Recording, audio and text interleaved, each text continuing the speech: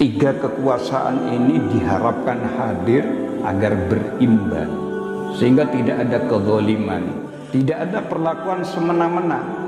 Legislatif bikin undang-undang, eksekutif melaksanakan undang-undang. Pelaksana seharusnya Fir'aun itu pelaksana yang yudikatif. Ini kalau ada persoalan-persoalan hukum, ini yang akan membenahi. Tiga unsur dari trias politika ini punya power yang imbang. Tapi zaman Fir'aun tunduk tetapi legislatifnya, anggota-anggota DPR-nya tunduk semua, yakni hakim tunduk juga. Bahkan lebih dari itu, ana rabbukumul a'la, kata Fir'aun, saya Tuhanmu yang paling tinggi. Sementara Nabi Musa mengajarkan kepada umat untuk bertuhan kepada Allah, bertauhid.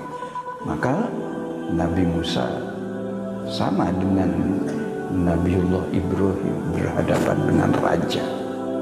Dan semakin terjadi tak rakyat, tak semimpin rakyat, hingpun jam kosong-kosong trompet. Nabi tidak suka untuk menunjukkan jati diri sama dengan Yahudi. Dan orang Islam betul tegas. Nabi bermuamalah dengan orang Yahudi, Nabi bermuamalah dengan orang Nasrani.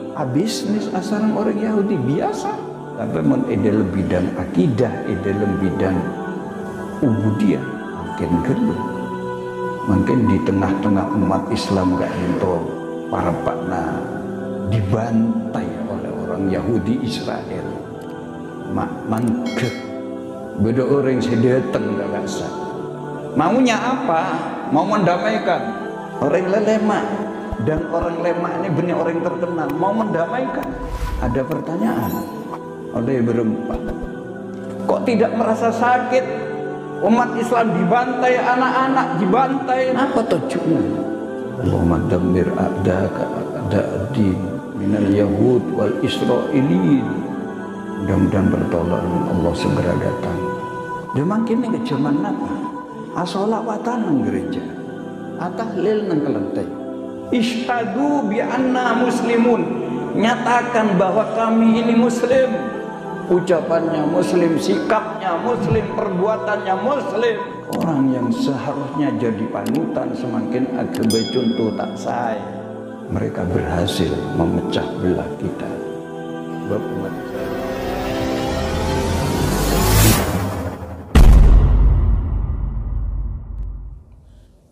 Assalamualaikum warahmatullahi wabarakatuh.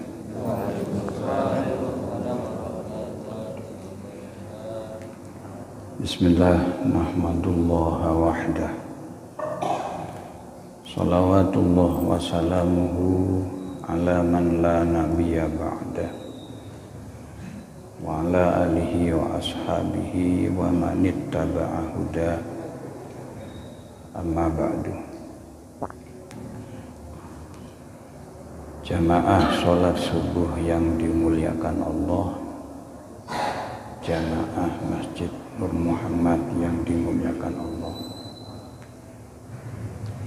Takdir Allah pagi hari ini menghantarkan kita hadir di majelis ini, hadir di masjid ini untuk melaksanakan tugas kita sebagai hamba Allah, menghambakan diri kepada Allah Subhanahu wa ta'ala lewat ritual yang sudah kita laksanakan. Kita berharap langkah kita ke masjid ini dan seluruh amaliyah kita diterima oleh Allah, mendapatkan ridho dari Allah. Untuk itu mari kita awali pagi hari ini dengan memanjatkan puji syukur kehadirat Allah.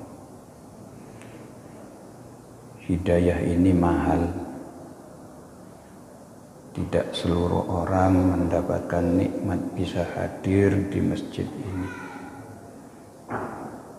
Kita termasuk hamba Allah yang dipilih oleh Allah. Digerakkan hati kita, diberi daya dan kemampuan dan kemauan untuk hadir di masjid ini. Tentu saja kita tidak lupa menghaturkan sholawat dan salam kepada junjungan kita Nabi besar Muhammad sallallahu alaihi wasallam. Kita hadir di masjid ini karena bimbingannya. Kita hadir di masjid ini karena dawuhnya. Jamaah yang dimuliakan Allah, hari ini kita ada di posisi tanggal 13 bulan Muharram. Menurut perhitungan yang memulai awal Muharram di hari Ahad, maka hari ini posisi kita ada di tanggal 13. Tetapi bagi yang memulai hari Senin, hari ini ada di posisi tanggal 12. Oleh karena itu kajian kita belum terlambat kalau kita berbicara tentang Asyura. Atau lebih spesifik kalau orang Madura berbicara tentang tajin sora. Ya. Kalau hari ini tidak berupa tajin sora pun tidak apa-apa, kaldu juga tidak apa-apa. Otabe rojek tak apa-apa. Ibu bapak yang dimuliakan Allah, jamaah yang dimuliakan Allah. Dulu 10 Muharram itu banyak peristiwa-peristiwa bersejarah yang dialami oleh Nabi, yang kalau kita simpulkan peristiwa itu memberikan kegembiraan, kabungaan dekat beberapa nabi. Sementara kita dengar bulan Muharram jaipun bulan naas.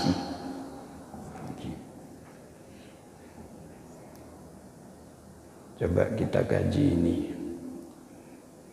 Antara naas dan kabungaan, antara naas dan kasalametun.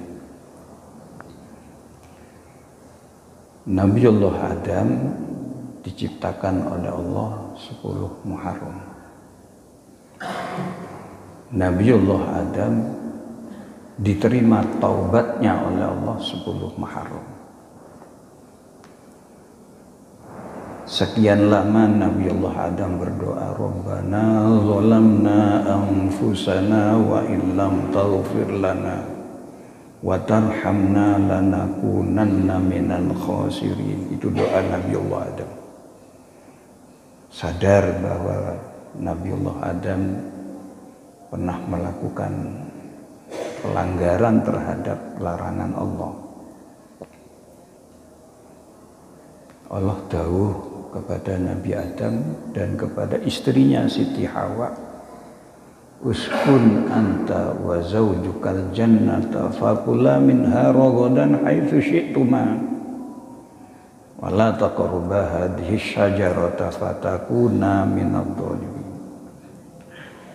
Adam, Hawa, kamu berdua tinggal di sorga, makan apa yang kamu sukai.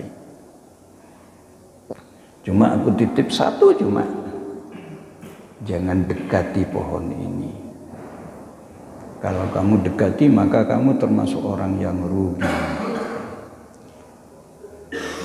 Tapi dasar setan yang memang bersumpah mau mengganggu, mau menggoda Nabiullah Adam dan anak cucunya, fawaswasa lahuma syaiton fa'akhrajahuma mimma kana fi. Gara-gara setan Nabi Adam dibujuk, akhirnya terbujuklah Nabi Adam. Bukan cuma mendekati buah yang pohon yang dilarang oleh Allah, tetapi justru makan, sehingga diturunkan ke bumi ini. Sekian lama Nabi Allah Adam berdoa, Rabbana zalamna anfusana wa illam taghfir lana wa tarhamna lanakunanna minal khasirin. 10 Asyura, maaf 10 Muharram yang kita kenal dengan hari Asyura, diampuni oleh Allah, diterima taubatnya. Nabi Idris diangkat ke langit, lanjut ke surga 10 Muharram. Nabi Nuh, kita tahu di zaman Nabiullah Nuh ada banjir luar biasa besarnya, sehingga ada dawuh dari Allah, Nabi Nuh bikin perahu, mengajak umatnya untuk naik ke perahu. Bahkan bukan cuma manusia, kambing, hayawan-hayawan yang ada pada waktu itu juga ikut naik ke atas perahu. Sementara putranya sendiri Kan'an tidak mau. Biar nanti Abah kalau banjir ini nanti sudah tiba, saya mau naik ke atas gunung, katanya. Sekalipun anak kalau tidak taat, ya termasuk orang yang akhirnya tidak selamat juga. Tanggal 10 Muharram perahu Nabiullah Nuh berlabuh di Bukit Judi. Wa qadal amru wastawat alal judi, begitu di Al-Qur'an.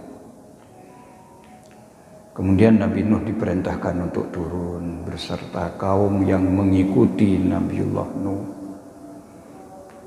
Dan Nabiullah Nuh memerintahkan kepada kaumnya untuk menurunkan perbekalan yang dibawa, karena banjir ini bukan 1-2 hari, sangat lama, sehingga membawa perbekalan. Ada 7 macam biji-bijian, termasuk di antara gandum, gandum merah, kacang panjang, beras. Maka diperintahkan untuk dikeluarkan itu, karena sudah selamat berlabuh di Bukit Judi. Hanya dari perbekalan yang dibawa diperintahkan untuk diturunkan, kemudian dimasak, jadilah tajin. Itu ceritanya tajin sora. Saya tadi melihat di pojok masih Buddha tajin gitu.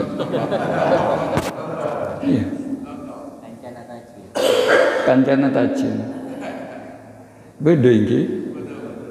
Persiapan deki. Oh semakin. Alhamdulillah. Mun beda sekelangkong, mun tada tak langkong. Itu ceritanya. Dan itu lagi-lagi terjadi 10 Muharram.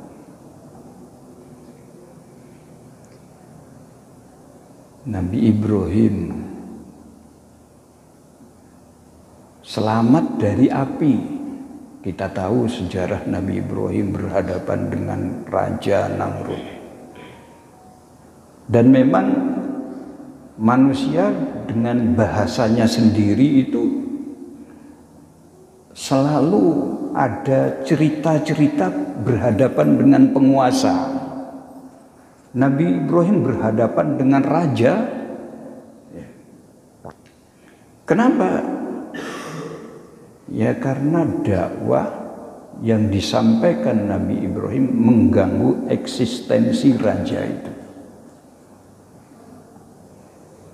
Ini berkenaan dengan kemusyrikan yang terjadi saat itu. Bagaimana mungkin umat saat itu menyembah berhala, menyembah patung?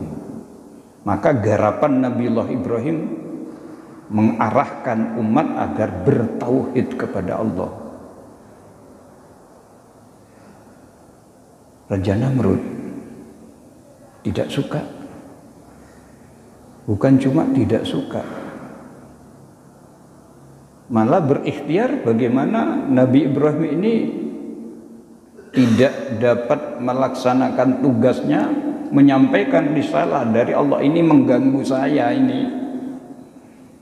Singkat cerita, rakyatnya disuruh mengumpulkan kayu bakar. Dan kayu itu dibakar, kemudian Nabi Ibrahim dilemparkan ke atas kayu yang sedang menyala. Allah selamatkan Nabiullah Ibrahim. Ya naru kuni bardan wa salaman ala Ibrahim. Allah dawuh, api, dinginlah kamu, celepukku, sehingga membawa keselamatan kepada Nabiullah Ibrahim. Nabiullah Ibrahim, mun Ibrahim kedungan coba nyoba, deki bolana padanya mana? Kapan itu? Sebelum Muharram. Nabi Ibrahim berhadapan dengan raja. Ada lagi Nabi Ayub diuji oleh Allah. Mungkin belum ada dalam sejarah orang songkan agadia panyongkanan Nabi Ayub. Badan ini, tubuh ini, jasad ini bucok, sehingga tidak ada orang mau mendekat kecuali istri Nabi Ayub. Allah sembuhkan pada tanggal 10 bulan Muharram.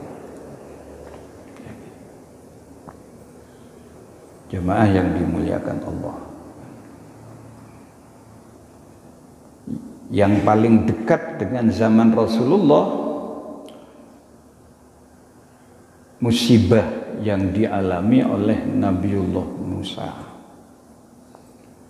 Lagi-lagi berhadapan dengan Raja Fir'aun.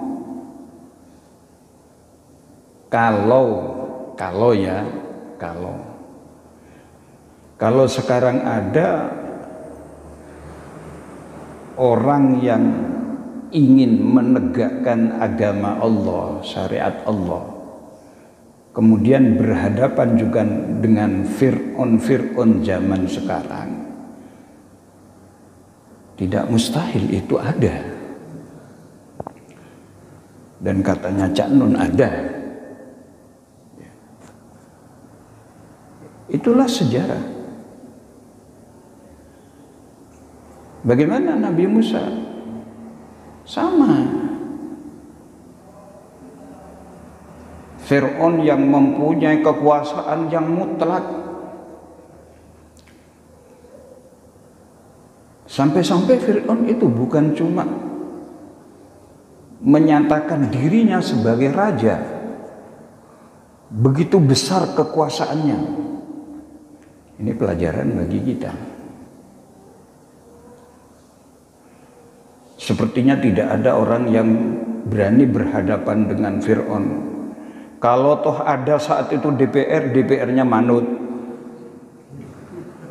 Kalau ada saat itu hakim, hakimnya manut.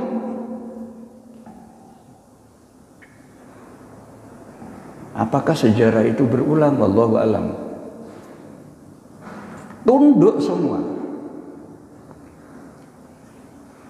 Padahal dalam trias politika ya, ada 3 kekuasaan: eksekutif, legislatif, yudikatif.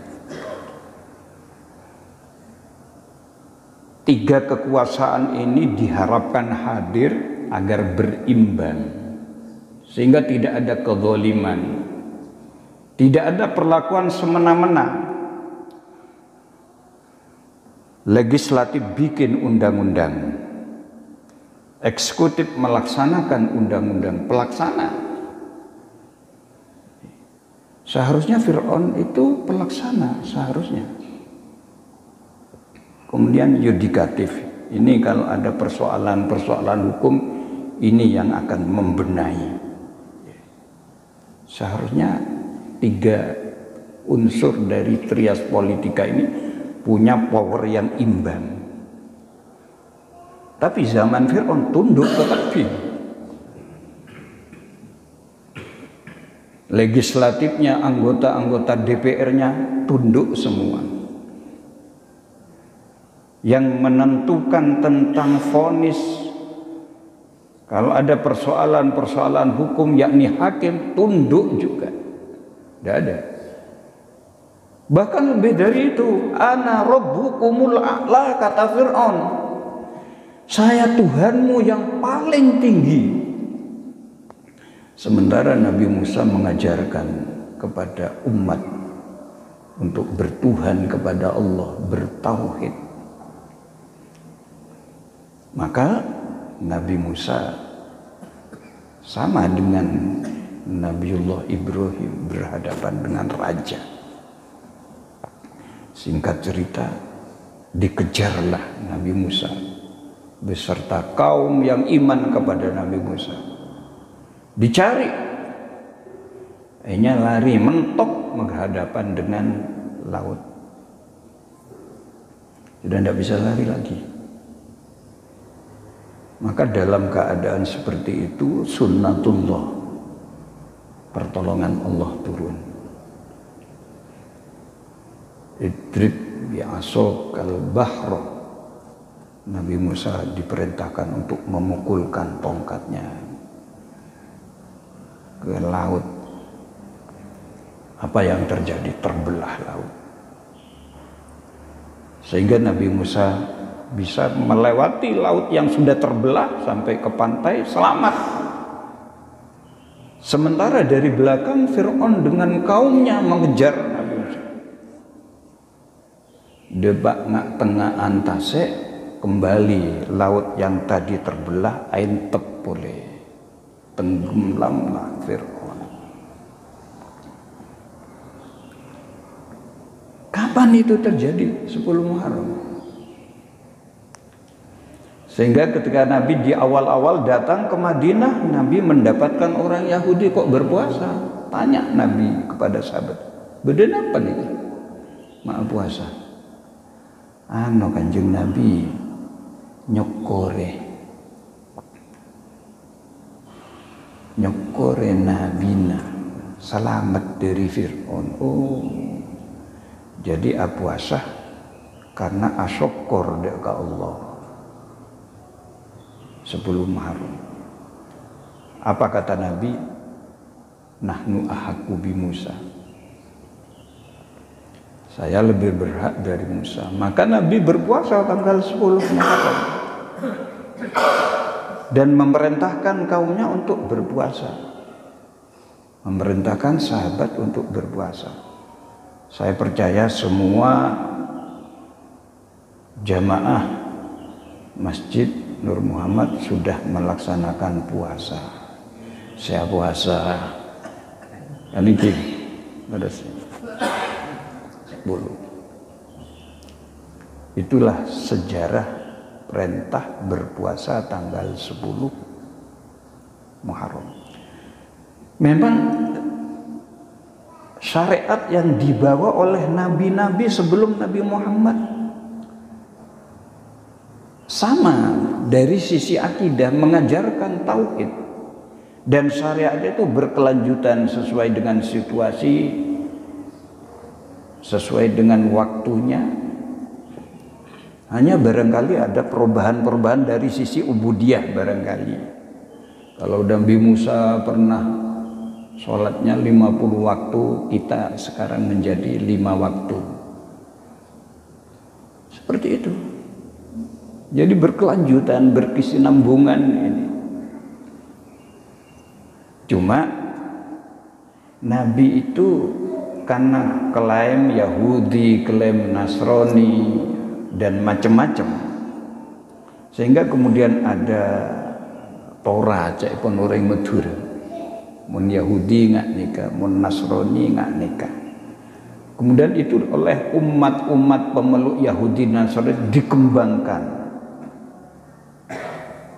sehingga kemudian menjadi identitas, dan tidak jarang identitas itu menyimpang. Kemudian Nabi berkeinginan untuk tidak sama,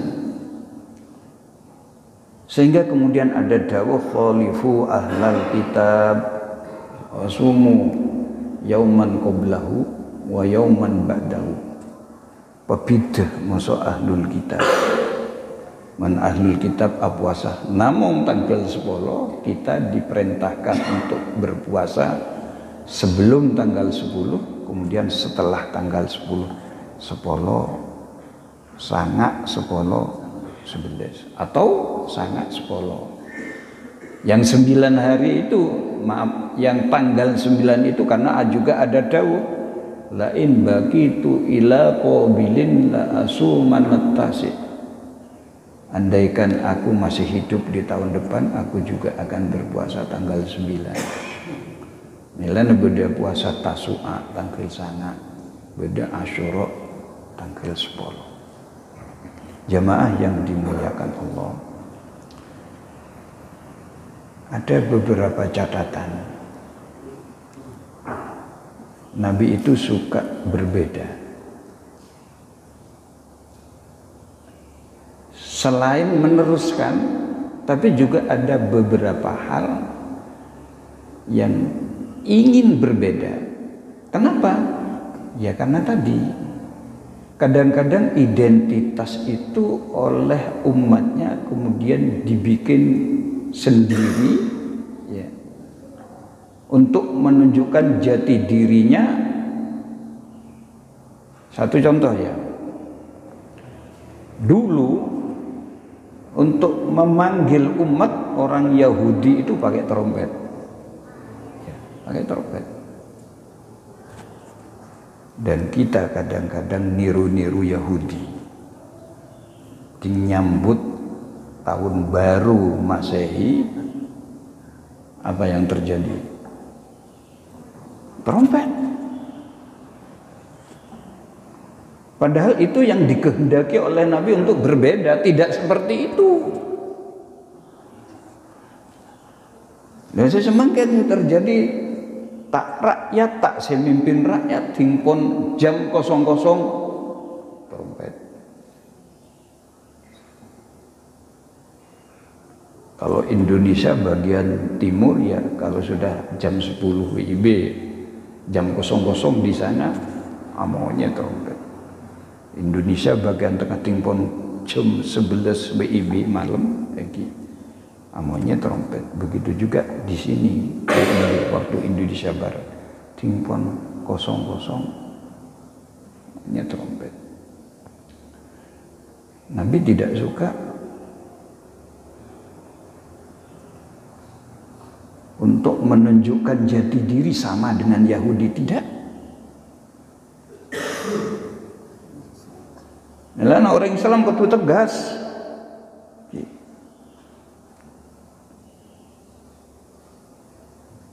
Kenging akor, kenging rukun, bahkan saling membantu itu pun diperintahkan, tetapi dalam hal-hal yang tidak bersifat ubudiyah, yang tidak bersifat akidah.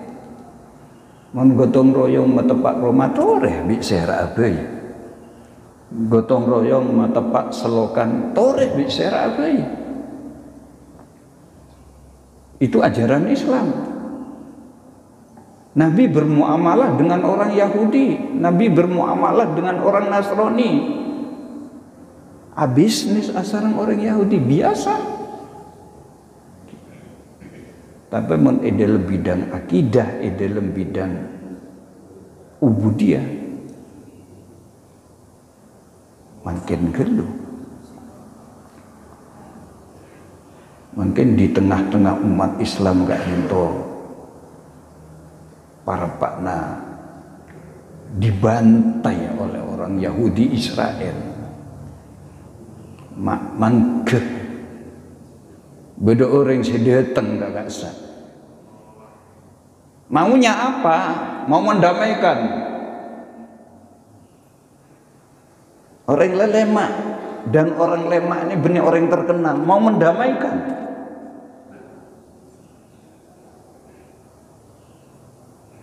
Ada pertanyaan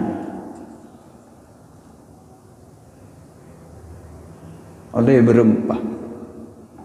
Itu pertanyaannya. Kok tidak merasa sakit? Umat Islam dibantai, anak-anak dibantai, orang-orang perempuan, orang-orang mustadafin dibantai. Napa tujuannya?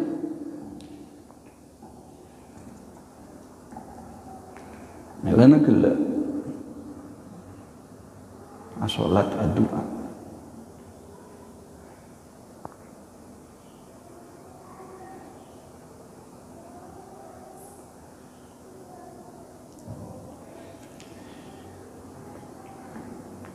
Allahumma dammir a'daka a'da'ad-din minal yahud wal israilin.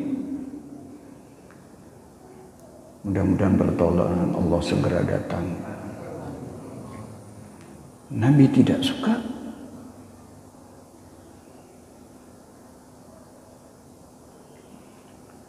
Orang Nasrani menabi manggil umat dengan kui lonceng.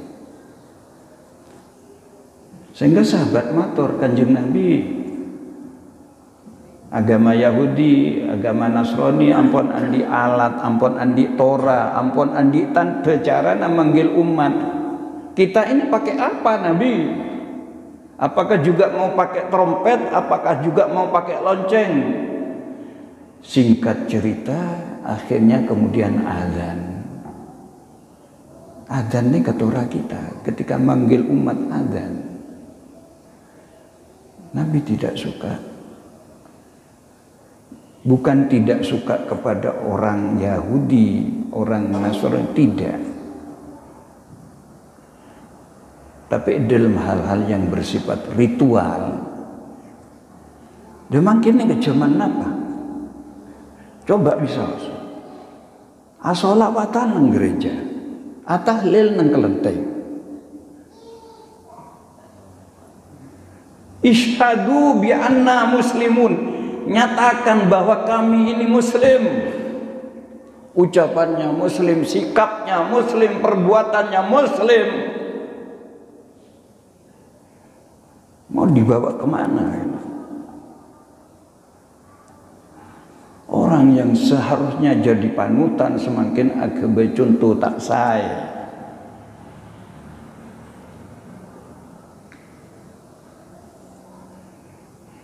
Mereka berhasil memecah belah kita. Sebab umat Islam Kak Dinto tak mempan menabi elaben kalaben senjata. Tapi cukup umat Islam Kak Dinto diikhtiarkan untuk berpecah belah. Terjadi sekarang. Ngereng beden kulit sarang panjenengan. Apapun warna kulit dan kulit sarang panjenengan, apapun ormas dan kulit sarang panjenengan, apapun orpol organisasi politik dan kulit sarang panjenengan, mari kita ta'awanu 'alal birri wat taqwa. Wala ta'awanu 'alal itsmi wal udwan. Pakoko persatuan umat Islam.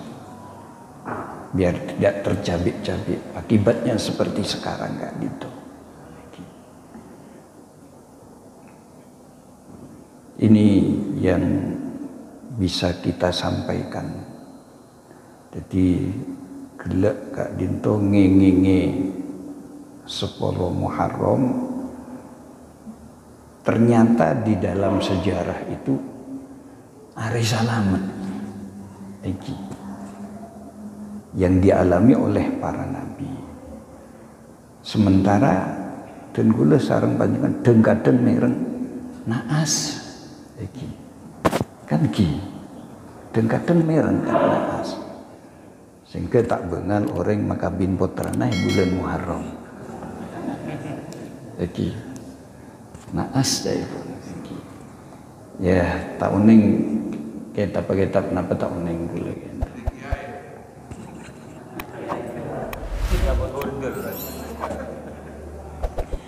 Ini yang bisa saya sampaikan, mudah-mudahan ada manfaatnya, mudah-mudahan ke depan kita berdoa segera ada pertolongan Allah hadir, terutama untuk umat Islam yang ada di Palestina. Tak mangke, tak buke, pangkelian gak ditolong. Nabi narema kereman fotona utawa videona anak-anak. Assalamualaikum warahmatullahi wabarakatuh.